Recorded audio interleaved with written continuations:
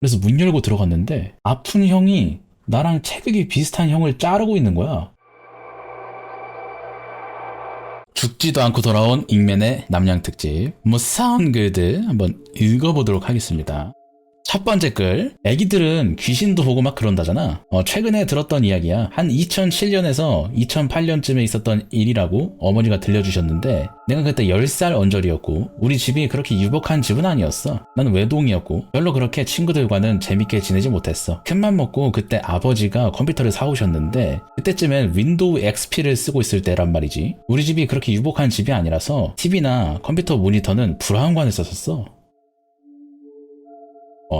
한창 막 크레이지 아케이드나 카트라이더, 버블파이터 이런 거 할 나이였는데, 근데 10살도 안 된 꼬꼬마가 컴퓨터에 대해서 뭘 알겠어. 그때 유튜브도 안 봤을 때란 말이야. 컴퓨터를 집에 딱 들인 첫날에 내가 방에서 막 신기하다고 이것저것 눌러보고 신기해하는 모습을 보면서 어머니도 참 좋아해 하셨지. 어머니는 저녁 준비하신다고 방에서 나가셨고 나는 한 30분 정도 더 놀았다고 하더라고. 그러다가 갑자기 방에서 컴퓨터를 끄고 방불도 끄고 문까지 닫고 나왔다는 거야. 매일 방 불을 끄고 나오라고 꾸중 듣던 애가 그렇게 행동하니까 조금은 철이 들었나 싶어서 칭찬해주면서 왜 벌써 나왔어? 재미없었어? 하면서 나한테 물어봤는데, 그런데 내가 거기서 했던 말이 형이 하지 말래. 아까 얘기했듯이 나는 외동이었고 우리 아버지는 그때 일 나가셨을 때란 말이야. 어머니는 우리 아들이 어디 인터넷에서 나쁜 사람들한테 나쁜 말을 들었나 해서 누가 그런 말을 했냐, 거기 사람들이 하지 말라 그랬어? 우리 집에 형이 어딨냐, 그게 무슨 말이냐. 내가 어머니 손을 잡고 방에 들어가서 컴퓨터 앞에 앉았대. 방에 불은 다시 켰고 여전히 브라운관 모니터만 앞에 둔 채로 어머니랑 앉아 있었지. 어머니께서 컴퓨터를 키면서 형이 어디 있어, 엄마가 혼내줘야겠네 라고 했는데, 내가 브라운관 모니터 왼쪽 뒤를 가리키면서 여기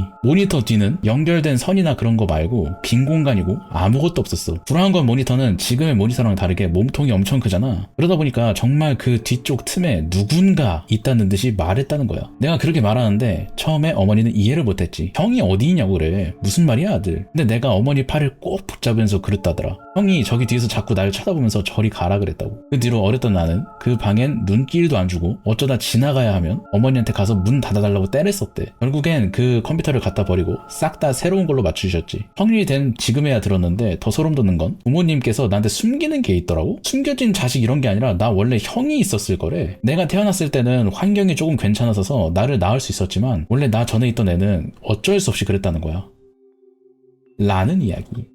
다음 글입니다. 곧 할로윈이라 예전에 있었던 일이 생각남. 인교의 거인. 2010년쯤에 안산 살았던 애면 이 일을 알지도 모르겠다. 안산에 엄청 큰 교회가 있는데 거기서 바우처라는 걸 했었어. 지금은 뭔지 모르겠지만 그냥 문화센터 그런 거야. 활동도 문화센터랑 비슷해서 매주 토요일마다 그 교회 주변으로 가서 선생님들이 막 이것저것 활동시켜주고 그랬어. 물론 나 혼자 하던 건 아니고 형 누나들이랑 같이 했는데 내가 가장 막내였고 6명 정도였던 것 같아. 근데 약간 한 명은 좀 이상한 사람 같아서 나도 처음엔 되게 당황했어. 약간 장애가 있으신 형인가? 내가 여기 있다는 걸 나도 장애인이라는 건가? 하면서 그때는 굉장히 무서워했는데, 그냥 엄마가 나 사회성 길러준다고 아무데나 넣었는데 마침 그 바우처가 무료라 그냥 여러 사람들이 있던 거였어. 우리 그룹에는 나이는 모르지만 체격이 비슷한 형, 약간 아픈 형, 말 많고 웃긴 형, 되게 조용한 누나, 그리고 가장 나이 많고 몸집도 컸던 누나, 이렇게 있었어. 나는 체격 비슷했던 형이랑 조용한 누나랑 친해가지고 여러 가지 활동 같이 했는데, 그때 나는 되게 착했다 그래야 되나? 뭔가 사회적으로 옳다고 여겨지는 걸 잘 지켜가는 어린애라서 아픈 형이랑도 자주 놀았었어. 무엇보다 그 형도 나처럼 그때 한창 유행했던 진격의 거인을 봤었거든. 근데 그런 아픈 형이 좀 겉돌길래 내가 적극적으로 그 형을 무리에 끼워주려고 해서 결국 다 같이 잘 지내게 됐어. 그러다가 할로윈이 됐는데 교회가 왜 할로윈을 챙기는 건지 몰라도 그 바우처에서 할로윈 활동을 하더라고. 거기서 코스튬을 만든다길래 다 같이 1시간 정도 일찍 와서 만들기로 하고, 나도 뭘 할지 고민한 뒤에 약속한 시간이 되자마자 바우처로 얼른 달려왔어. 가니까 이미 몸집 큰 누나가 거기 있더라고. 그래서 그 누나랑 같이 코스튬 만들고 있었는데 아무리 기다려도 다른 형 누나가 안 오는 거야. 위층에 휴게실이라 그래야 되나? 아무튼 같이 얘기하는 방이 있어서 그 방으로 갔더니 이상한 소리가 들리는 거야. 조용한 누나가 문 앞에서 어떡해 이러고 있는데 나 오니까 좀 도와달래. 그래서 문 열고 들어갔는데 아픈 형이 나랑 체격이 비슷한 형을 자르고 있는 거야. 진짜 말 그대로 새똥이 자르는 그 가위로 사람을 자르고 있었어.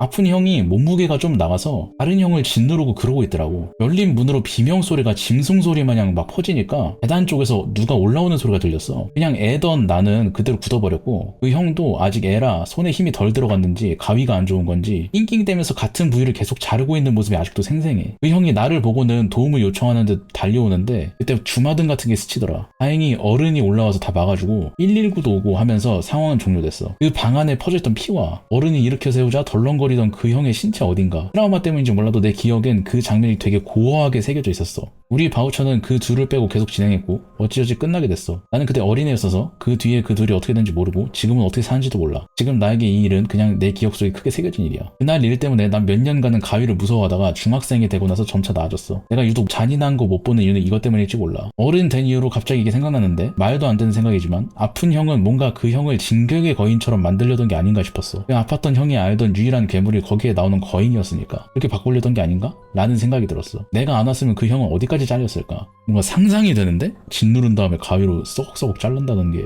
뭔가 애매하게 현실적이어서 기분 나빠. 이 존재를 아시는 분을 찾습니다. 저희 부모님이 겪으신 일입니다. 공포스러운 연출은 없고 전해들은 그대로 그렸습니다. 2013년 제가 초등학교 6학년 때의 일입니다. 방 구조가 있고 그때 살던 집 구조입니다. 일산 동구 풍동에 있는 아파트입니다. 장식장 위치를 기억해주세요.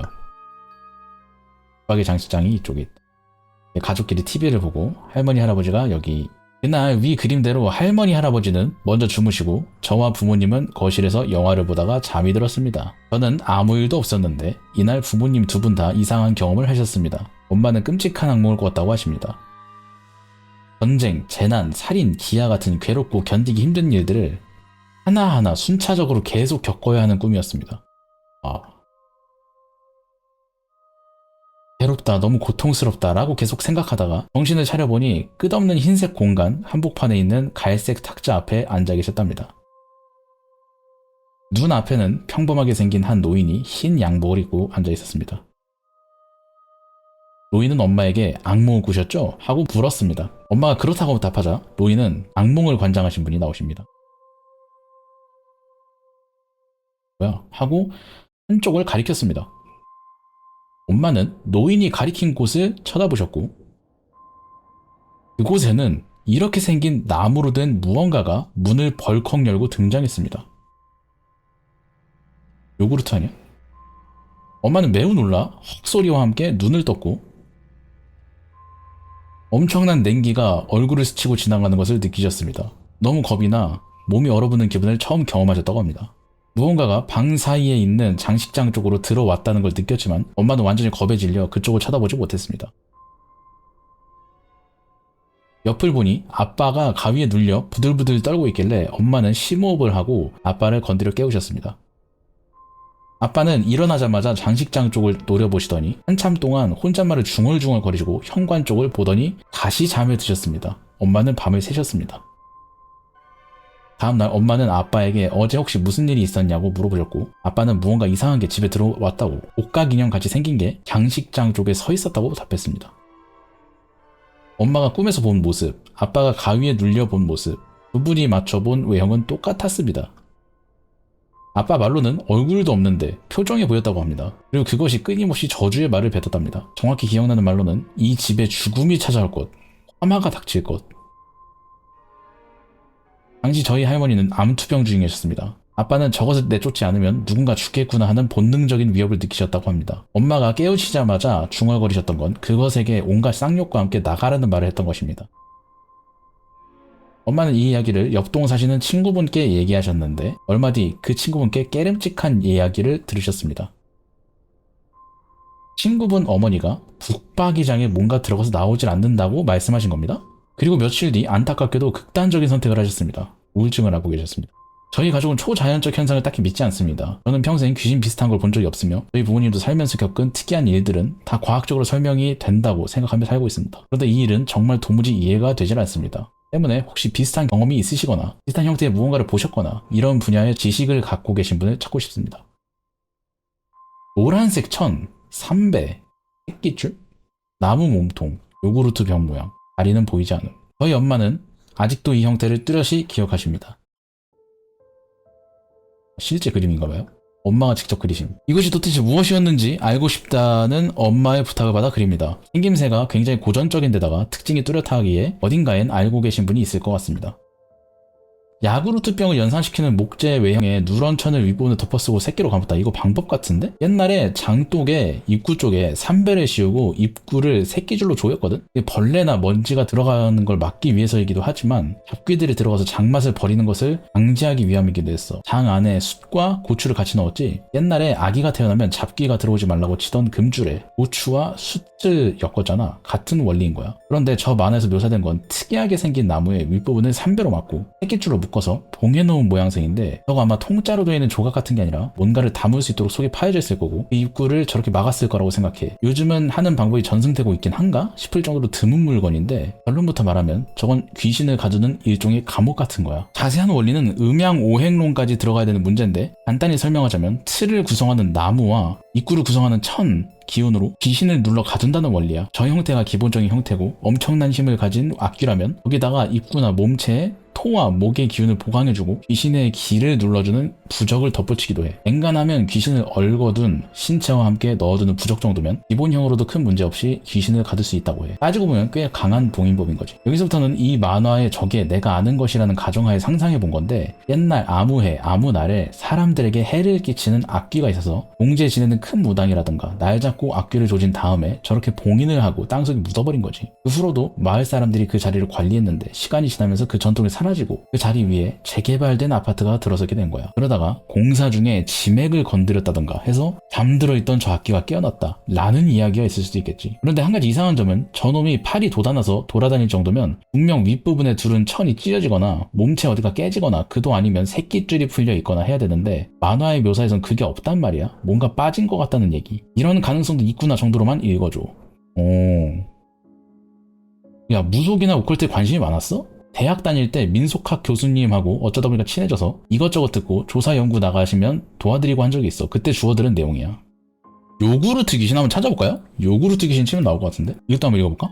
글이 작은데 그냥 제가 읽어드리겠습니다. 이 존재에 대해 아시는 분에 달린 해석. 어떤 DC 인사이드 유저가 해석을 올렸는데요. 아는 대로 설명해드림. 1. 묘사한 그림에서 팔다리를 떼고 보면 신주단지와 그 형식이 같음. 그런데 신주단지와 조금 다른 점이 있다. 재질이 나무고 노란 천을 씌웠다는 거야. 괴황지는 토의 성질이고 단지의 재질이 목의 성질이야. 나무단지에 괴황지를 씌웠으니 귀를 제압하기에 아주 안성맞춤이야. 왜냐면 귀는 번개의 성질을 가졌기 때문이야. 그러니까 통상적인 신주단지와는 목적이 다른 거야. 보통의 신주단지는 안에 쌀은 왜냐면은 밭에서 나온 거고 그 자체로 민족적 식량의 의미이기 때문에 넣어놔. 거기에 신이 들어온다든지 신이 만들어지길 바라는 건데 저건 안에다가 가둬놓는 용도야. 한마디로 감옥이야, 감옥. 그런데 감옥에 갇히고 나서도 팔다리 쭉 빼놓고 돌아다니는 건 돌아다니면서 악담을 해대는 게 단지 밖으로 풀려나서는 강대한 놈일지 몰라도 갇히면 악담하면서 돌아다니는 정도가 전부인 놈이야. 어쨌거나 저놈이 갇힌 채로도 해를 몰고 올 수 있을 정도의 능력이 있다면 이미 흩어져서 자아도 없을 테니까 걱정할 필요는 없고 또 그 정도의 능력이 아니라면 어디 단지에 갇혀서 악담이나 퍼부으면서 돌아다니고 있겠지. 그리고 저놈이 북박이장에 기어들려 가려는 이유는 자기가 집 안준이 되겠다 뭐 이거지. 집 중앙은 제일 깊은 곳을 의미한다. 집 중앙에 문 달린 게 있으니 자기가 거기 들어가 살겠다 이거야. 제일 깊은 곳에 산 놈이 거기 주인이니까 고작 하려는 짓이 그 정도인 성질 더러운 놈이야. 악담도 집에서 사람 내쫓고 지가 들어와 앉으려고 그러는 걸 테고. 잡귀다. 족밥이다. 저 정도 가지고 한국의 아파트 값은 내릴 수가 없습니다. 더 연구해 오세요.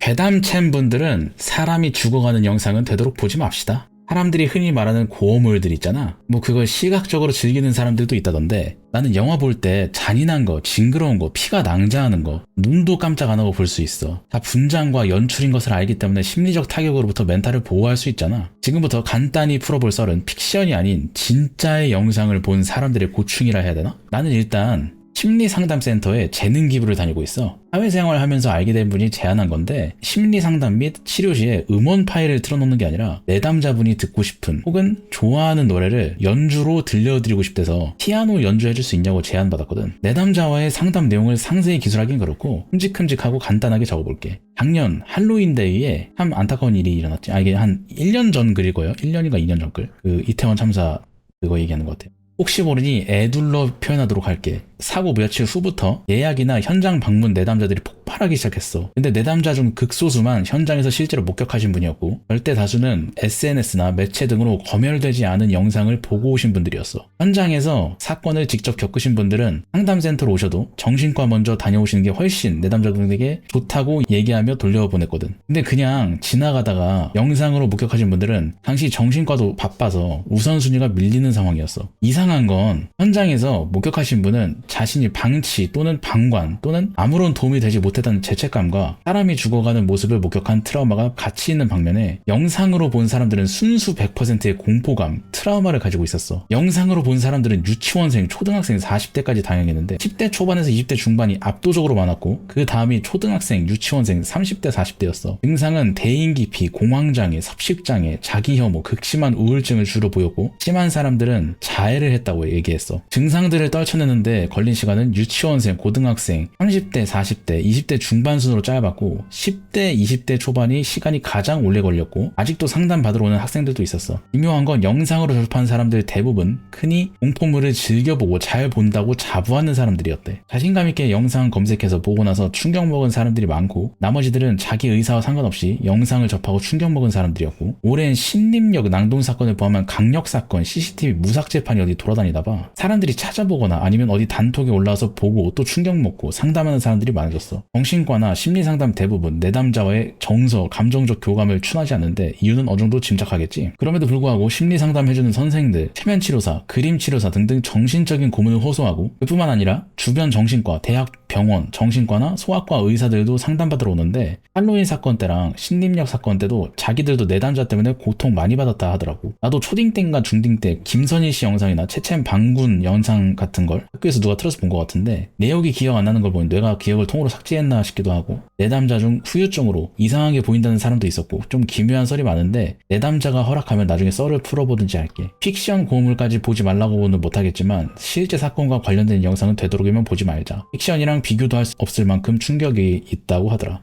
오히려 초등학교, 중학교 때 인터넷 검열 같은 거 심하지 않을 때 그때 애들이 저런 거 막 찾아봤었어. 근데 오히려 그때는 좀 빨리빨리 잊고 좀 어려서 그런가? 애들이 막 잔인한 거 막 일부러 찾아봤었거든 옛날에. 고통 참기도 해 막 이지랄 해가지고 아무렇지 않은 것처럼 보여도 이미 정신적인 타격이 들어가는 거다. 익수의 공포.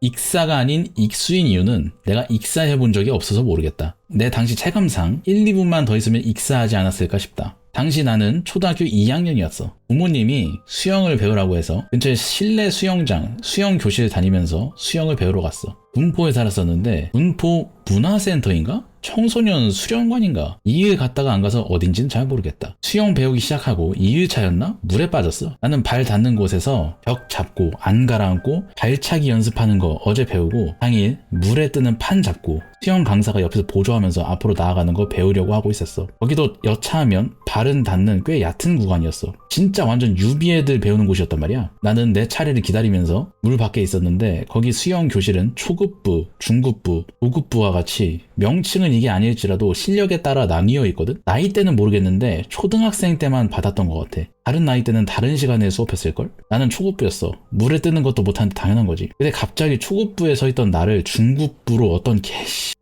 미친 수영 강사가 끌고 가더니 중급부 줄에 세워놓길래 난 뭐지? 싶어서 다시 초급부에 가서 썼는데 너 왜 자꾸 거기로 가? 이러면서 미친놈이 나를 자꾸 중등부로 데려가는 거야. 저 초급부예요 하고 다시 가려는데 거짓말 치지 말라고. 자꾸 거짓말 치면 혼나? 이지랄 떠는데 아무리 내가 초급부라고 설득해도 이 새끼는 존나 답정너였어. 결국 중급부 줄에 서게 됐지. 중급부 하는 거 보니까 일반 성인도 물이 턱끝까지 차는 수준의 깊이에서 줄줄이 다이빙을 하고 반대편까지 자유형으로 가는 거였어. 내 차례가 다가올수록 점점 무서워지는데 초급부로 도망가자니 이 씨발 최소한 20대 중후반은 돼 보이는 강사 새끼가 지랄 떨게 뻔히 보였고 초급부 쌤은 내가 아무리 불러도 수영장 특유의 시끄러운 소리와 울림에 묻혀 닿질 않았어. 이제 와서 생각해보면 그냥 그 자리에서 무섭다고 앉아서 울면 되는 거였는데 패닉에 빠지니까 울고 싶은데 눈물도 안 나오고 그 차례는 다가오니까 미치겠는 거야. 결국 내 차례가 다가왔고 내가 우물쭈물거리자 강사놈이 뭐해? 안 뛰어? 밀어버린다? 이랬어. 초등학교 2학년짜리 수영 유비 꼬맹이는 성인 새끼의 압박에 결국 다른 사람 자세를 따라하면서 다이빙을 뛰었고 물에 들어가 미끄러지듯이 나아간 뒤 본능적인 수영으로 반대편까지 도달하는 재능을 보였다. 그냥 쓰자마자 욕먹을 수준의 양산형 소설이겠지. 현실은 그냥 다이빙 뛰고 그 속도가 줄어들고 멈출 때 물 위로 어떻게든 올라갔는데 거기서 물에 뜨는 법도 몰라. 앞으로 가는 법도 몰라. 와 씨발. 진짜 무섭더라. 물을 코로 한 두 번 들이키니까 진짜 죽을 것 같아서 패닉 상태가 와서 물에서 허우적거리는데 빠져본 사람은 알 거야. 살려줘! 라든가 으악! 같은 큰 비명 못 질러. 이런 숨 쉬다가 물 베는 소리가 다야. 그 지랄로 빠져있는데 주변에 있는 그 누구도 구하러 오지 않더라. 수영장 줄 구분하는 거 있잖아. 둥둥 떠있는 거. 진짜 그거 한 줄기 희망이라 잡았는데 존나 느슨했어. 팽팽했으면 그거 잡고 떠서 괜찮았을 텐데. 그렇게 허우적대고 시간 좀 지났는데 주변에 있던 수영 강사 새끼들 초급반이건 중급반이건 X발놈들 아무도 구하러 안 왔어. 결국 날 구해준 걸 완전 반대편에서 수업받던 어떤 누나가 구해준 거였어. 죽다 살아나서 이제 살았다는 안도감과 함께 죽을 뻔했다는 공포로 눈물이 그제서야 나오더라. 진짜 존나 펑펑 우는데 초급반 강사는 수업에 집중하고 있고 중급반 강사는 구경하고 있었어. 난 울면서 수업하기 싫다고 도망갔어. 샤워실에서 씻고 옷 입고 집으로 가서 부모님한테 다 얘기했는데 원래 물에 빠져가면서 배우는 거라고 웃으며 넘겨버렸어. 난 너무 화가 났고 놀이터에 가서 놀다가 가야 될 학원을 다 빼먹었어. 그때 수영 빼고 예체능은 웬만한 건 다 갔던 듯. 난 부모님이 내 편을 들어주지 않았다는 거에서 더 화가 났던 것 같아. 2005년에서 2006년쯤 나 물에 강제로 밀어넣어서 물에 빠지게 해놓고 구경만 한 군포에서 수영 강사든 그 씹새끼 찾아내면 한 10분만 물고문 시키고 싶다. 우리 부모님은 왜 학원 다니다가 원장한테 맞은 건 불같이 화내면서 수영 다니다가 물에 빠져 죽을 뻔한 건 웃어 넘기는지 이해가 안 돼. 무서워. 네, 강사님. 어떻게든 다시 돈 낼 테니까 확실하게 부탁드려요. 세상에 어떤 강사가 대체 뭐 얼마를 받았길래 저런 살인 정보를 받아. 말이 안 돼. 나도 어렸을 때 바다에서 놀다가 너무 멀리까지 나와서 구조 요원들이 날 늦게 발견했다면 영영 못 돌아갈 뻔한 경험이 있었어. 그래서 물에 한번 빠지면 얼마나 무섭고 막막한 일인지, 짐작이 가기에 얼마나 공포스러웠었던 일인지 체감이 간다. 가끔씩 그런 새끼들이 있어. 자기가 어른이라는 이유만으로 근거 없는 자신감에 사로잡혀서 어린애들의 말을 무시하고 무조건 자기가 옳다고 주장하는 버러지들. 20년 전만 해도 여러 학원이니 원인이 군대 체험이니 하는 곳에서 우글거렸지. 글쓴이에게 트라우마를 안겨준 그 새끼도 그런 부류였을 거라 생각해. 돈만 받아 처먹으면 애들 대책 윽박지르고 지가 아는 만큼 다루는 걸로 끝난다고 생각했기에 그런 안일한 태도로 임한 거겠지. 근데 약간 그게 있어요. 저 2000년대 후반이라 그래야 되나? 2000년대 중후반에 안전 불감증? 이상한 손님. 손님이 커피 준 거 후기입니다.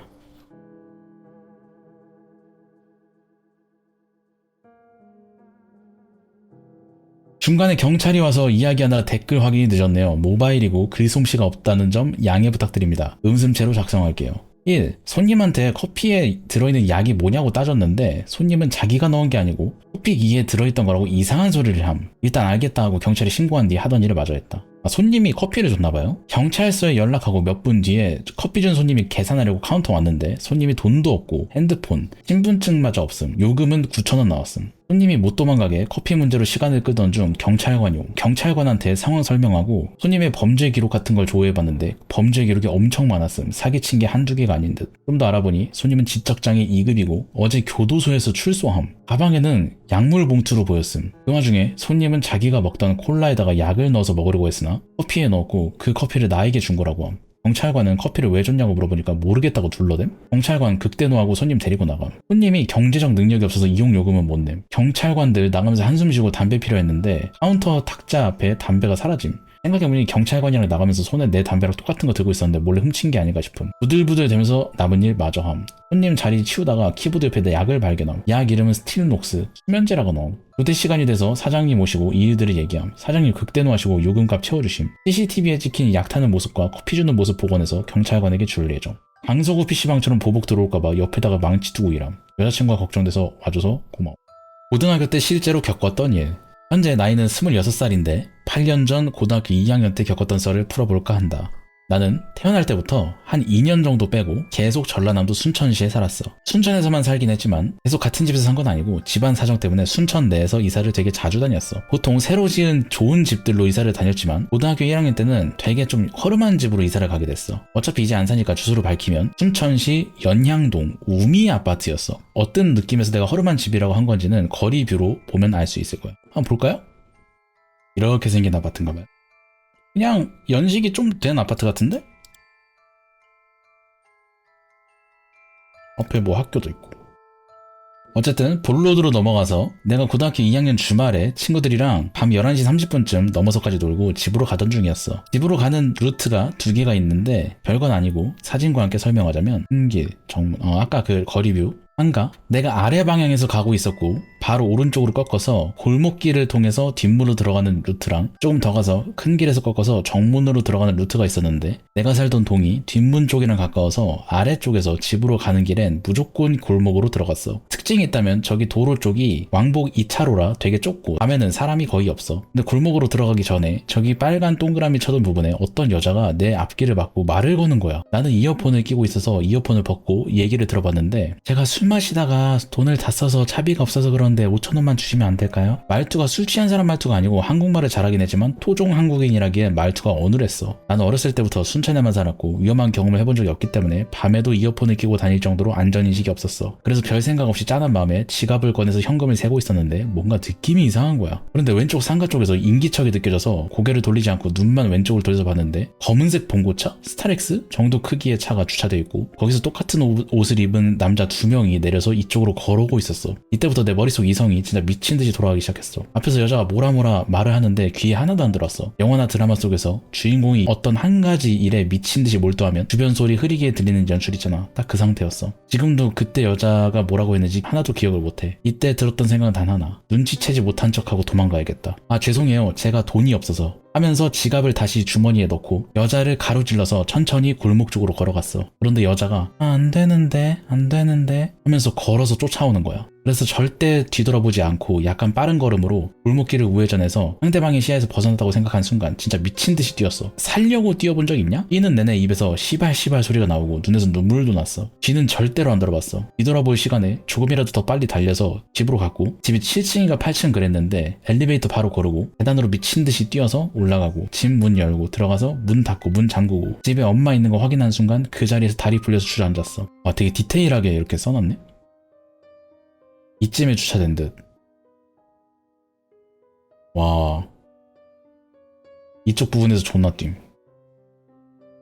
더 자세히 보고 싶은 사람은 우미 아파트 말고 네이버에 순천 여성문화회관이라고 검색해 거리뷰 누르면 저 골목 뜬다. 아무튼 그 이후로는 별다른 일 없었는데 밤에 걸어다닐 때 이어폰 안 끼고 밤에는 주변을 살피면서 걷는 습관이 생겼다. 그리고 여담인데 이후에 군대 가서 중대 막내일 때 취침 시간에 중대원들 다 무서운 얘기 한 적이 있었는데 이 썰 푸니까 반응이 하나같이 존나 무섭다. 이거 조선족이 인신매매 하려는 거 아니냐? 너가 대처를 존나 잘했다. 썰 제보받는 유튜브에 제보해봐라 등등이 있었어. 내가 생각해도 그때 나는 이상하지를 많지 이성적이었어. 고개를 돌리지 않고 왼쪽을 살핀 점이나 눈치채지 못한 척하고 골목까지 걸어갔던 점 등 아마 내 생각인데 내가 눈치채지 못했다고 생각해서 안 쫓아오지 않았을까 싶었어. 한국말이 어눌했던 점이나 봉고차가 주차돼 있고 남자 2명이 내 쪽으로 왔던 점을 생각하면 조선족이 납치하려 한다는 생각도 있었는데 그날 이후 순천에서 어떤 납치 사건이 생겼다는 이야기를 들어본 적이 없어. 그냥 정말로 그 여자는 차비가 없었고 우연히 주차되어 있는 차 쪽에서 흉보한 남자가 걸어오고 있는 건 아닐까라는 생각도 들어. 이 얘기를 들었던 친구 중 한 명이 말이 되냐? 어떻게 밤 11시쯤에 사람이 없는 도로가 있냐?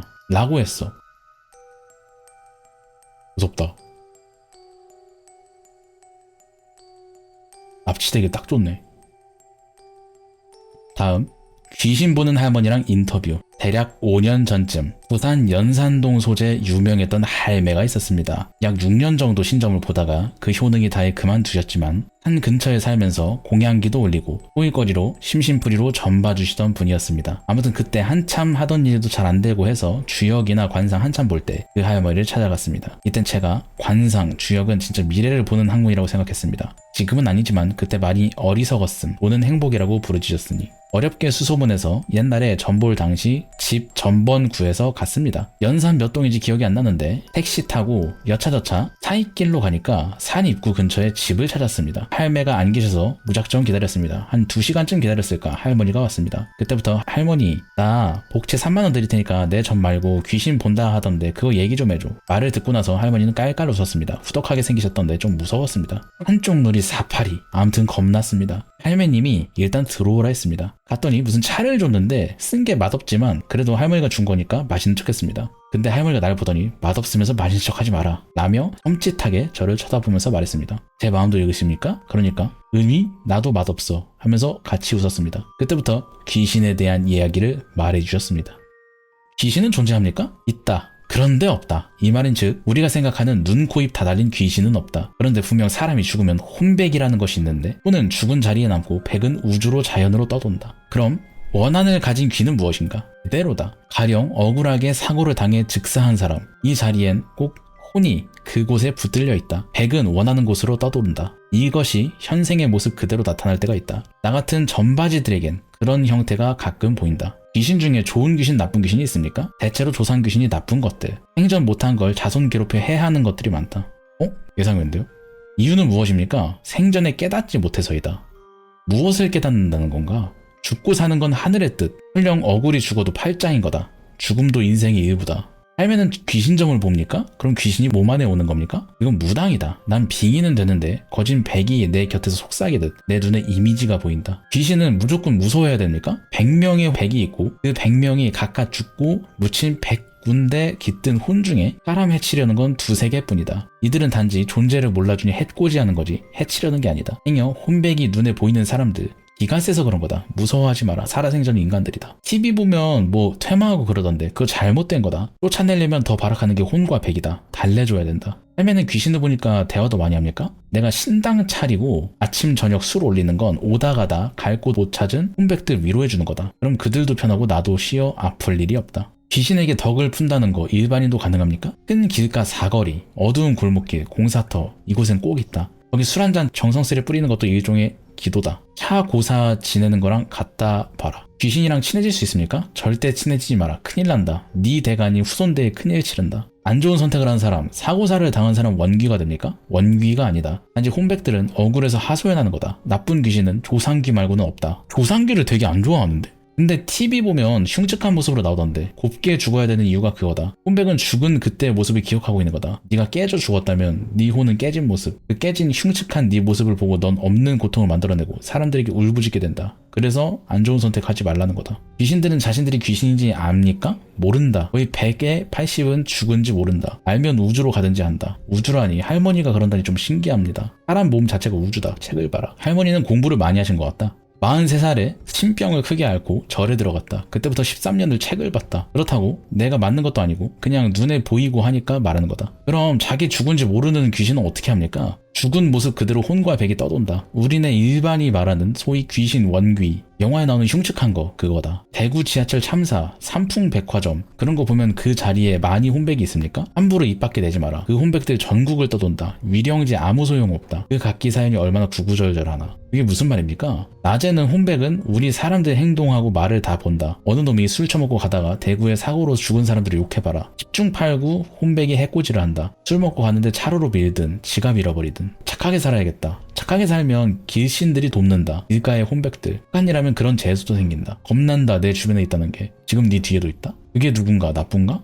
걱정하지 마라. 어떤 할매인데 훗날 사고 날 때나 돌봐줄 할매다. 실제로 고속도로에서 3년 뒤 위에서 4중 추돌로 처박혔습니다. 내가 마티즈 탔었음. 차량 80% 파손. 정말 다행히 내가 엎드린 모양대로 찌그러져서 타박상만 입었습니다. 나 박은 트럭 기사는 튀어져 나와 중상. 그 뒤 소나타 옆에 탄 사람은 사망. 돈 많이 벌게 해주진 않습니까? 무엄하다. 입 조심해라. 종교 얘기 좀 하겠다. 기독교, 천주교, 불교에서도 귀신을 믿는 입장인 듯 하느님, 부처님의 차이가 뭡니까? 사람들이 착각하는데 불교는 귀신이 없다. 이건 내가 정확히 안다. 불교는 꾀다름의 종교다. 인간 신앙과 인도의 신앙이 합쳐진 거라 귀신의 존재가 나온다. 석가열애, 미륵불도 그렇다. 고타마 시타르타께선 깨달음을 얻으시고 현자가 되신 거다.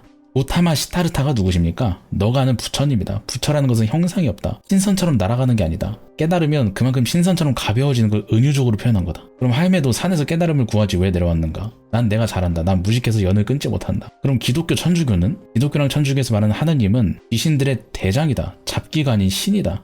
엄청 기가 세다. 그래서 교회 천당 다니면 조상귀도 다 빠져나간다. 정말로 하느님이 존재합니까? 존재 유무가 문제가 아니다. 세상 만인이 떠받들고 믿으면 그 믿음 자체가 신을 존재케 한다. 의미심장한데요. 종교는 자기가 믿어서 자기에게 맞는 게 제일이다. 이제 1시간이 좀 넘었는데 할매가 봤을 때 제 미래는 어떠했습니까? 31살부터 풀린다. 사업하지 마라. 망한다. 네가 생각하는 그게 전부가 아니다. 잘 산단 말입니까? 욕심내지 마라. 집 한 채 못 가질 사람, 굶어 죽는 사람도 많이 봤다. 50부터 이름을 떨친다. 30년간 공부를 많이 해라. 실시 크게 이름을 떨친다. 아무튼 귀신이라는 것에 대해 다시 생각하게 되었다. 할머니 감사합니다. 어디 가서 내가 한 말이랑 말하되 그것만 말해라. 겁내지 말고 자연의 한 부분. 너도 나도 죽으면 혼백이고 우주다. 안 좋은 선택을 하면 엄청 고달파진다. 지옥으로 떨어지는 게 아니다. 안 좋은 선택을 한 귀신들은 우주로 가지도 못하고 애달프다. 제발 하지 마라. 알겠어요. 과학자들이나 귀신을 안 믿는 사람에게 한마디 하자면 믿기 싫어도 어떡해. 나도 혼백을 보지만 죽고 나야 알겠지. 있다 없다가 중요한 게 아니라고 몇 번이나 말하나. 우주의 순리대로 살아가면서 서로 아웅다웅 어울려 살아가는 거. 돈 욕심 때문에 사람 해치지 않고 서로 나누면서 사는 거. 돈, 명예, 권력 다 부질없다. 많이 가진 사람들 죽으면 더 원기가 될 가능성이 크다. 아깝고 깨닫지 못했거든. 넌 그러지 마라. 고맙다. 마지막으로 할 말은 차나 한 잔 더 해라. 사람들 많이 도와라. 술 많이 먹지 마라. 넌 술이 문제다. 술 처먹고 헬렐레 하고 다니면 생전 술 좋아했던 혼백들이 친구하자고 해코지 않다. 농담 아니다. 진짜다. 술 처먹고 바다 산에 가지 말란 얘기다. 론이 아니다. 할머니의 우주론이라 해야 되나? 할머니의 귀신론? 내가 귀신이나 무언가가 있다고 믿게 된 계기. 내가 지금까지 22년 살면서 겪은 실화긴 한데 믿지 않아도 솔직히 상관이 없어. 우선 귀신이니 뭐니 하는 것들을 난 살면서 눈으로 본 적이 한 번도 없어. 우리 가족은 외가, 친가 모두가 불교를 믿긴 한데 절을 꼬박꼬박 다니거나 하는 건 아니고 부처님 모신 날에 한 번씩 찾아가거나 가끔 점을 보러 무당집 가고 하는 정도야. 나도 그 영향인지 무교이긴 해도 무태어 따지면 불교 쪽에 가까운 느낌? 그리고 나는 어릴 때부터 귀신 같은 건 없다고 생각했어. 내 눈으로 보고 느끼고 믿으면 믿겠다. 하지만 그게 아니라면 절대 믿지 않겠다 하는 주의였거든. 그런데 우리 외가 쪽에 신기가 되게 많아. 외할머니랑 엄마랑 무당집에 가면 님들은 무당할 팔자라는 소리를 들었고 심지어 남자인 나도 그랬어. 무당집만 가면 너는 무당인 애가 왜 왔냐고 하고 물론 나는 좆가라 마인드로 안 믿었지. 전부 심리 쪽 콜드 리딩 기법이다 어쩌고 하면서 그러다가 살면서 일이 몇 개 터졌는데 우리 외가 쪽에 신기가 있다고 했잖아. 그런데 이 신기를 귀신을 보거나 하는 게 아니라 꿈으로 많이 느낀대. 대표적인 사건 몇 개를 소개해줄게. 1번 사진.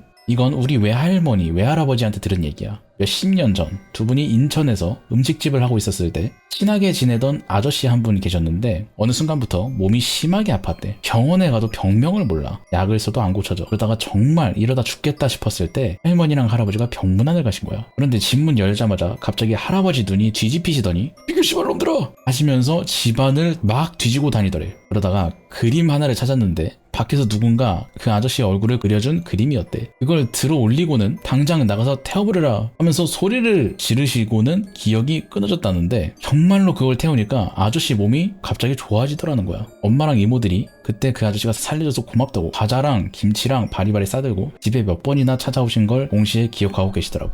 근데 난 솔직히 이런 거 안 믿어. 내가 말했잖아. 난 스스로 보고 느껴야 인정한다고. 그래서 두 번째 일이 터져. 2번 예지몽.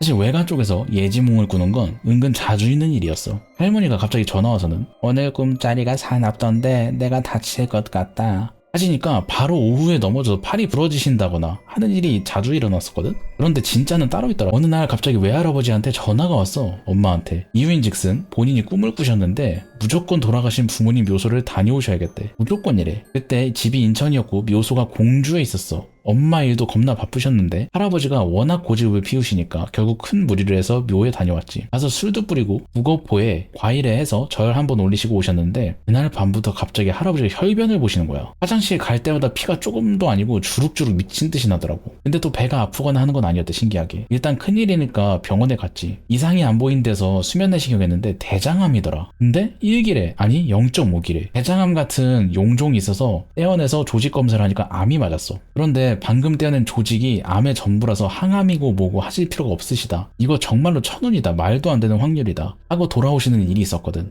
이건 내가 중학생 때 겪은 일이라 이때부터 나도 믿게 됐어. 사실 나도 가끔 예지몽을 꿔. 귀신 같은 건 본 적 없어도 감이 좀 말도 안 되게 좋은 편이라는 건 나 스스로가 알았고 그래도 할아버지 사례처럼 내가 다칠 걸 예언한다던가 하는 일은 아직 없었어. 3. 내가 무언가가 있긴 있다는 걸 믿게 된 계기. 그런데 내가 그랬잖아. 난 신기 있는 걸 내가 잘 안다고. 예전부터 궁금해했었던 타로 카드를 저번에 사봤어. 나는 타로 공부해본 적도 없고 그냥 뜻만 대충 알고 타로를 봐줬지. 그냥 재미로 술자리 아이스 브레이킹 하는 그런 느낌 있잖아. 근데 이게 좀 이상할 정도로 잘 맞더라고. 나는 타로를 조금 신기하게 봐. 공부를 한 적이 없어. 원래 국룰이 뭔지 모르겠는데 그냥 대충 몇 장을 어떻게 뽑으면 되겠다 하는 게 감이 빡 오더라고. 그리고 신기한 게 맨정신보다 술에 취했을 때 타로가 미친 듯이 잘 나와. 보통 타로 같은 걸 보면 미래 사회가 아니라 심리 상담식으로 하잖아. 과거가 어떻고 현재가 어떻고 네 마음이 어떻고 이런 식으로. 그런데 나는 과거랑 미래를 다 맞추더라고, 신기하게. 예시를 몇 가지 들어보자면 타로를 시작한 지 일주일쯤 홍대 칵테일바 갔다가 사장님 타로를 봐줬어. 내가 해드렸던 말이 건강운, 본인 몸에 돈을 많이 쓰네요. 본인도 문제 없는 걸 알면서 너무 신경 쓰지 마세요. 결혼운, 본인은 여자를 사랑해서 결혼한 게 아니라 결혼해서 얻는 이득을 보고 결혼할 거예요. 그리고 결혼 후에는 잡혀 살 거예요. 사업운, 님 이 칵테일바 본업 아니죠? 이랬는데 사장님이 미친듯이 놀라는 거야. 사정을 들어보니까 건강운은 실제로 MRI랑 CT를 찍었는데 멀쩡하더라. 결혼운은 2주 전에 전주에서 엄청 유명한 사주쟁이한테서 사주를 보고 왔는데 거기서 한 말이랑 똑같다. 사업운은 본업 있는 거 어떻게 알았냐 이러는 거야. 근데 이건 솔직히 그럴 수 있잖아. 비록 내가 그 사장님을 처음 본 거라도 우연일 수 있잖아. 그러다가 한 일주일쯤 됐나? 아는 친한 형이랑 집에서 술 처먹다가 타로를 봐주게 됐는데 거기서 내가 한 말이 이거였어. 그 형이랑 나랑 같이 노는 팬덤 쪽에서 처음 시작할 때부터 알고 지냈던 사람이 있을 거다. 조만간 그 사람이랑 안 좋은 일이 생길 예정이다. 그리고 타인을 위해서 돈을 많이 쓰게 될 거다. 그래야 너한테 좋다. 그 소리를 들은 형이 말하길 누군지 딱 생각나는 사람이 있는데 나랑 아무런 문제 없는데? 걔랑 나랑 무슨 일이 생길 건덕지 자체가 없어. 그리고 난 서울 살고 걘 대구 살잖아. 그래서 그냥 재미로 한 헛소리라고 생각하고 어허 하고 웃어넘겼지.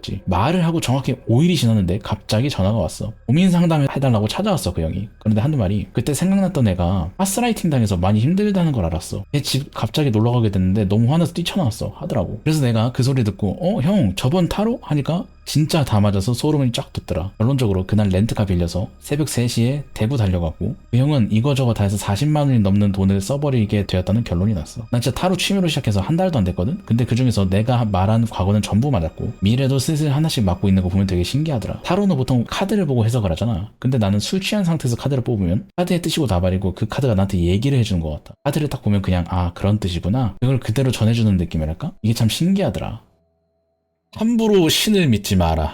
요즘은 관련 일이 거의 없다시피 해서 쓴다. 나 대학교 1학년 2학기에서 2학년 때 있었던 일이야. 내가 1학년 때 학과에 무슨 바람이 불었었는지 과에 와우 시작하는 사람이 좀 많았어. 나도 와우로 했었고 여전히 돌겜 붙잡고 있는 돌붕이기도 해. 근데 여기서 고대신 잡다 보면 막 고대신이 분탕칠하면서 이상한 소리 내는 거 알아? 막 네 동료는 널 배신할 것이다 이러는데 이거 보고 내 동기들한테 지랄 떤 게 하나 있어. 난 수면의 신의 종복이다 사도다 막 이지랄을 떨면서 순순히 그분께 복종하라 이러면서 놀았단 말이야. 그러고 한 2달 아마 기말 시즌이었던 걸로 기억하니까 맞을 거야. 며칠째 꿈에서 어떤 남자가 나왔어. 처음엔 이 사람하고 꿈에서 즐거운 꿈을 꿨어. 마치 이 사람이 내 보호자 같고 그런 느낌을 받았는데 학기 말까지 계속 이 꿈을 꾸니까 좀 섬뜩한 거야. 거기다 당시 기숙사에 살았는데 룸메 형이 나가기 전에 술 마시면서 너 새벽에 어딜 그렇게 나가냐고 나갈 때 키 챙기라고 했었어. 난 새벽에 나간 기억이 없거든? 그래서 나갔냐 물어보니까 어느 순간부터 매일같이 나갔다가 문 두들긴다고 하는 거야. 이 형이 말하기에 언제부터인지 모르겠는데 내가 새벽에 나가고 2-3시간 있다가 문 두드리고 5시 넘어서 돌아온다고 하는 거야. 난 진심으로 어리둥절하고 목류병이 있나? 검사해야 되나 싶었거든? 근데 내가 이러고 놀다가 마지막 레포트 까먹은 게 있어서 부랴부랴 한다고 며칠 밤샌 적이 있었어. 그거 제출하고 잤는데 전에 꿈에서 봤다는 그 아저씨가 다시 나왔어. 근데 그때 이 아저씨가 굉장히 빡친 표정이었어. 얼굴이 기억이 안 났는데 일단 꿈에서 지금 그 아저씨가 위험하다는 건 느낄 수 있었어. 그러고 나서 미친 듯이 잘 잔다는 말이 무색하게 방학 동안 불면증으로 고생했어. 못 자다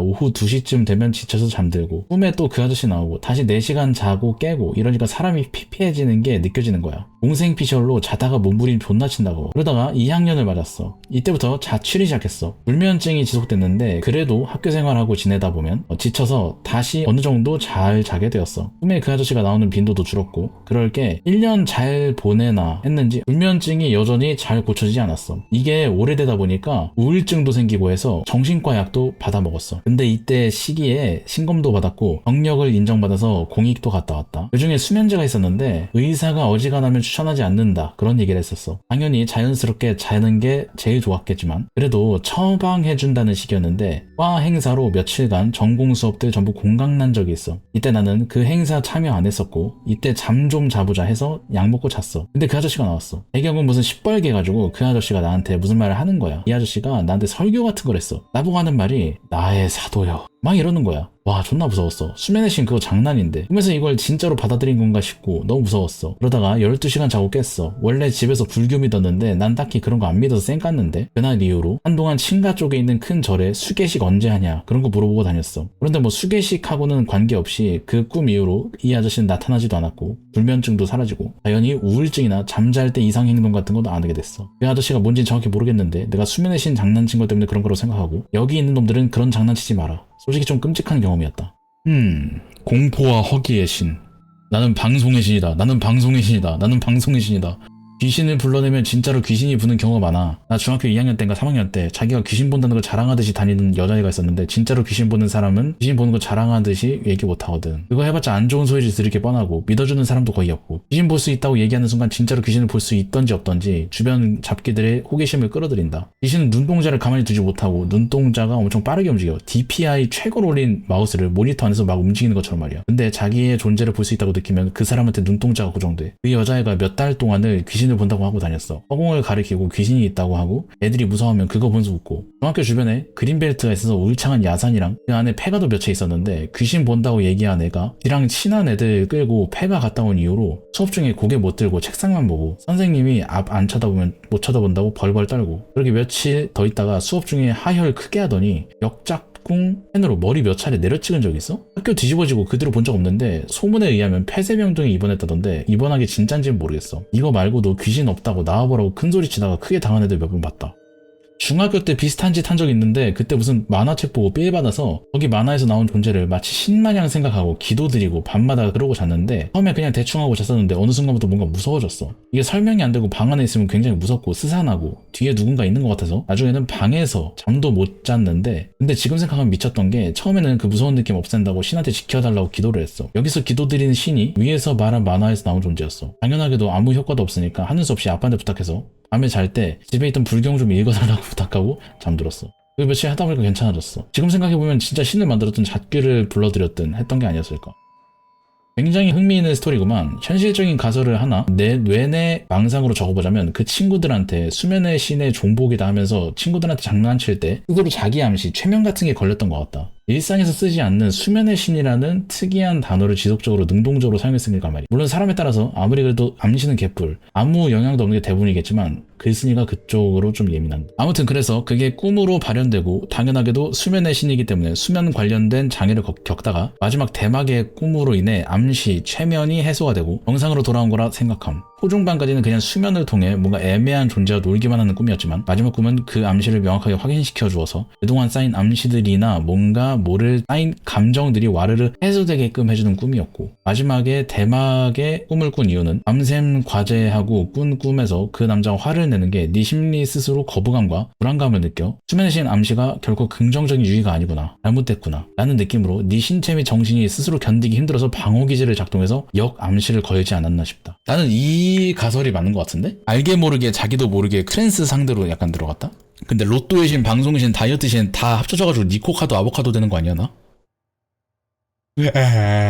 오싹오싹 키우던 문어가 죽음. 이름 문어 매니아. 제목 대왕 문어를 길러보고 싶은데 블루린 같은 작은 문어는 별로 귀엽지도 않고 길러볼 생각도 안 들더라고요. 기왕이면 큰 게 좋아서리. 수족관이나 기타 장비는 망한 횟집에서 이미 가져다 놨는데 이게 좀 커요. 주인장 말로는 한 30kg까지 들어갈 수 있겠다고. 그래서 대왕 문어 30kg짜리 하나 사서 넣어보려고 하는데요. 근데 문제는 이만한 문어가 살 데가 있는가? 가격은 좀 세겠죠? 먹이는 얼마나 무엇을 먹여야 되나 이겠죠? 청소도 문제일 듯. 좀 무리일까요? 대왕 문어 사왔는데 호황 가서 30여만 원이나 들여서 30kg 조금 안 되는 놈 사왔습니다. 안 잡아먹고 기를 거라니까 아줌마가 되게 황당해 하더만요. 아무튼 집에 와서 수족관에 넣으니까 정말 꽉 차진 않는군요. 수족관을 안방 침대 옆에 놨는데 이젠 텅 빈 게 아니라 허전하긴 하지만 그 대신 생각보다 그로테스크하네요. 근데 이놈 산 것만 먹는 건가요? 죽은 것도 먹는 데서 꽃게 몇 마리 놨는데 움직이지도 않고 유리벽에 딱 달라붙어만 있는데? 문어가 죽었습니다. 먹이도 안 먹고 그냥 버티더만 어느 날 갑자기 바닥에 누워있더군요. 꺼내기도 힘들고 일단 놓을 데가 없어서 욕조에 넣어놨는데 꽉 차네요. 이놈을 어떻게 해야 될지 고민입니다. 문제는 제가 문어를 못 먹는다는. 이렇게 방치해두면 안 될 텐데 이거 음식물 쓰레기 봉투에 담아서 버려도 되려는지 고민이네요. 뻥이라는 분들이 많아서 인증샷 첨부. 아니 이런 정도 문화면 아쿠아리움에 넣어야 되는 거 아닌가? 가정집에서 이걸 어떻게 기르려고. 에이, 그런 사람이 진짜 있겠어 했는데 진짜 있던 경우. 1. 남의 약점 같은 거 메모장에 빼곡히 적어두는 사람. 전과 내역, 군대 신체 등급 5급 사유, 내연녀, 부모님의 이혼 여부 같은 사적인 것부터 월급 슈킹한 거, 해외에서 약 바라본 경험 등등 별의 별 것들을 연락처 메모장에 빼곡하게 적어둔. 그런 것들 어쩌다 알게 되어도 그냥 그런가 보다 하고 잊고 지내는 성격이라 궁금해서 왜 그러는지 물어봤는데 일종의 보험 같은 거라고 함. 본인 상식선에서 이딴 걸 보험으로 들 정도면 무슨 존나 험난한 인생을 살 것 같은데 실제로는 대기업 다니고 겉으로도 멀쩡해 보임. 2번, 용서 같은 거 절대 안 하는 인간. 뭔가 실수 같은 거라도 자기가 해를 입은 게 있으면 그걸 절대 안 잊고 기억해둠. 얘도 마찬가지로 메모를 자주 이용함. 근데 막상 그 자리에서 사과할 때에는 한없이 너그럽게 괜찮다고 함. 그러고는 나중에 자기 분이 풀릴 때까지 그 사람 괴롭힘. 안 좋은 소문을 퍼뜨리거나 그런 게 없으면 증거를 조작해서라도 만듦. 치졸하게 까먹은 척 아닌 척 하면서 그 사람한테 불이익되는 행동을 계속함. 이것 때문에 따지면 오히려 따지는 놈이 속 좁은 놈으로 보이도록 유도함. 이건 그나마 아는 사람한테 이 정도고 자기가 갑 위치에 있을 땐 더함. 술집 알바가 안주를 테이블에 던지고 갔다고 무릎 꿇고 빌게 하는 것도 봄. 웬만하면 사과를 받아도 진심이 안 느껴지네. 뭐가 요점인지 모르네. 트집 잡으면서 사과를 안 받아줌. 평소에 이 사람 진짜 모습 모르는 사람들은 이거 보고 상상조차 못할 듯. 3번 진성 세디스트. 이 사람이 뉴스 보면서 싱글벙글 웃는 걸 2번 봤는데 하나는 세월호 사건 때였고 하나는 이태원 참사 때였음. 계속해서 핸드폰으로 사망자가 늘어난다고 얘기를 전해줬는데 그러면서 뭐가 그리 신나는지 싱글벙글 얼굴에서 웃음이 안 떠남. 세월호 때에는 전원 구조 소식이 나왔을 때 별 관심도 안 가지다가 오보였다고 얘기 나오니까 그때부터 신나서 계속 뉴스만 봄. 문제는 얘가 이런 소식을 전할 때 정치적으로 대통령이 잘했고 못했고 이런 걸 떠나서 포커스가 거기에 맞춰진 게 아니라 사람들이 몇이나 죽었고 어떻게 죽었는지 이런 것 위주로 신나게 얘기함. 이런 얘기 꺼내면 대화 주제가 정치 쪽으로 흐르기 마련이라 다들 별로 캐치를 못하는데 이 사람은 정말로 사람 죽는 것만 관심 있는 것 같아서 좀 등골이 서늘했음. 신기하게도 위에 세 인물 모두 동일 인물이고 대학교 동창이라 계속 알고 지냄. 진짜 공포스러운 건 가족의 통제 불능일 때라 생각함. 나한테 나이가 32인데 어디서 적응해서 일 하나 못하는 누나가 하나 있어. 내향적이라 섞여들지 못하고 이런 게 아니라 지 고집이 말도 안 되겠음. 말 자체가 안 통하고 말하는 취지도 잘 이해하지 못하는 데다가 머리는 꽉 막혀서 뭘 배우거나 받아들이려고 하지 않음. 정신지체는 아닌데 위 요소들이 합쳐져서 개빡통에 남말은 안 들으면서 지 고집만 센, 말하자면 몸만 큰 애 새끼가 만들어짐. 거기에 말하는 것도 애들 특유의 앵앵거리는 혓짧은 소리로 땡땡대면서 말함. 그래도 저 정도면 한 사람 목 못하는 모자란 누나 정도라고 생각할 수 있는데 성품도 쓰레기임. 자기의 감정이나 스트레스를 발산하려고 누군가를 악으로 규정하고 그거에 다 뒤집어 씌움. 그런데 그게 하필 엄마다. 엄마를 무슨 악의 화신인 것처럼 몰아가면서 사사건건 트집 잡고 독설하고 모욕함. 벌레라고 하는 건 기본이고 엄마 인생 망했다. 나이값 좀 해라. 나 죽이고 싶냐 이러면서 끊임없이 긁어댐. 엄마가 어렸을 때 엄하게 굴고 체벌을 간혹 심하게 한 건 부정할 수 없는데 마치 그것이 인류로서 할 수 없는 극악무도한 행위고 응징해야 할 죄라고 생각하고 있음. 그리고 본인이 그 마땅히 해야 할 심판을 하고 있다고 생각함. 무슨 신선마냥 돈 없이 살아도 된다는 마인드인 아빠 들들 볶아서 생활비 벌게 만들고 본인께서도 우리 남매 학원비며 오며 벌겠다고 가스 안전 점검원에 장애인들 등교 도우미 아르바이트 하면서도 우리 밥 안 굶긴다고 밥까지 다 차려주면서 고생했는데 그런 건 생각도 안 함. 생각은 하는데 그게 뭐 어쨌다고 그게 중요함? 이런 식임. 2년 미술 학원 보낸다고 미술 도구에 학원비로 날린 돈이 얼마며 대학도 어거지로 보내놨는데 지가 출석 안 하고 퇴학하면서 한 학기 등록금까지 날렸는데 출가시키려고 엄마가 방까지 구해주면서 2번인가 내보낸 적이 있는데 결국 적응 못하고 기어 들어오고 폭력으로 물리치료 시도 한번 했더니 좀 이상한데? 경찰을 불러버려서 물리치료도 불가능함. 진짜 개 시덥지 않은 걸로도 집에 경찰만 3번인가 왔었음. 겨우겨우 설득해서 정신병원을 한번 갔었는데 의사한테는 가정폭력을 당했다느니 이딴 얘기 엄청 부풀려서 적어놔서 의사는 그 말만 믿고 진료받을 때 가족들 동석 안 시켜줌. 상담 내내 질질 짜기만 해서 의사도 뭐 어떻게 할 수가 없으니 약이라도 쥐어줘서 그거 먹고 좀 공격적인 건 나아졌는데 여전히 애새끼 같긴 함. 그 뒤로 피부가 안 좋아진다니 아침에 나도 모르게 알람을 끄는데 목뇨병이 생긴 것 같다니 지랄을 하면서 결국 정신병원 안 가고 약도 안 처먹어서 원상복구됨. 나아지나 싶으면 되돌아오는 게 무한히 반복되면서 온 가족을 미치게 만듦. 과거에 자고 있는 내 방에 몰래 기어들어와서 내 핸드폰 뒤져보고 친구들한테 지 욕한 거 카톡 내용 보곤 자고 있는 사람 머리 위에 올라타서 냅다 때려댄 적도 있음. 갑자기 불안하다니 뭐니 하면서 송곳 달린 전기 충격기 샀는데 언젠가 그거 가족들한테 휘둘리지 않을까 매 순간 스트레스 받는다. 얼마 전에 호신용 칼 같은 것도 얘기하더라. 푸념이 너무 길었는데 요약하자면 절대 떼어낼 수 없는 큰 위험이 안식처야 할 집안에서 항상 도사리고 있는 게 공포 그 자체다. 귀신처럼 실체가 없는 것도 아닌 것이 바로 내 옆에 있는데 제압할 수도 해체할 수도 없음. 그게 소중한 부모님이랑 나를 매일매일 천천히 갉아먹고 있는데 손도 못 쓰는 게 정신을 완전히 뒤흔듦. 누나라는 그래도 어릴 때 같이 놀면서 자라던 남매를 죽여서 시체 처분까지 하려는 여러 방법을 매일 상상하는 게 정상인가 싶음. 평소에 불알 친구한테나 털어놓던 푸념인데 근래에 견디기 힘들어서 풀어본다. 아 뭔가 이상한데? 경계성 성격장애 같은데? 어떻게든 치료를 받게 하든지 아니면 진짜 강압적으로 나갈 수밖에 없을 것 같음. 일단 정신과 약 먹으면 공격적 성향은 사라지니까 약 먹게 하는 방향을 유도해보려고. 어렸을 때 가한 체벌의 강도가 컸음? 어렸을 때 소자손으로 맞거나 손 들고 서 있는 정도였음. 근데 일단 나도 누나가 심하게 맞는 거 본 적이 없음. 본인 말로는 내가 없어서 못 본 거라는데 현실 왜곡 심심찮게 해서 진실인지는 모르겠음. 또 차네. 어떻게 하냐면 가끔 밖에 물건 같은 거 사러 장시간 날 때 딱 밖에서 쓸 만큼 돈만 주고 자물쇠나 비번 바꾸고 나가서 놀게 하고 며칠 나가 있어라 카드 정지시켜놓고 사람이 등 따시고 배부르니까 응석 부리는 거임. 자물쇠 하는 사람한테 여기 따주지 말라고 하고 보통 동네에 그런 거 하는 집은 다 아는 사이라 연락 한번 돌리면 아무도 거기 일 안 받음. 며칠 뒤에 가서 또 그러면 뒤도 돌아보지 말고 다시 오고 또 며칠 뒤에 가서 얌전해지면 우린 지금처럼 언제든 널 버릴 수 있다고 해라. 버림 안 받으려면 정신치료든 뭐든 받고 우리가 너를 데리고 있을 이유를 만들라고 하고 성인 넘어가면 집에서 안 받아준다고 고소할 수도 없다. 법에서 폭력으로 신고하면 잡아갈 수도 있지. 유아나 청소년 노약자도 아니고 30대 초반이면 그런 걸로 고소하는 법도 없고 의웃음이나 당하지. 금융치료가 답이다. 정신병원 입원은 검토해봤음? 이번 주에 갔더니 의사가 응급 입원 명단에 올려놨다고 10월 중순쯤에 재진료 예약했는데 그때까지 비협조적이고 호전 안 될 것 같으면 강제 입원 고려해보라고 한다더라. 아무래도 조현병인 것 같다고 함. 이건 그냥 장기 입원이 답인 것 같고 부모님이나 게이도 정신과는 다녀보는 게 좋을 듯. 가족 중에 중증 정신병 있으면 가족들도 종종 정신병 걸리기도 함. 어쨌든 여기까지 오랜만에 돌아온 잉맨의 남양 특집이었습니다. 재밌게 보셨으면 추천, 좋아요, 하입, 구독, 댓글까지 부탁 좀 드리겠습니다.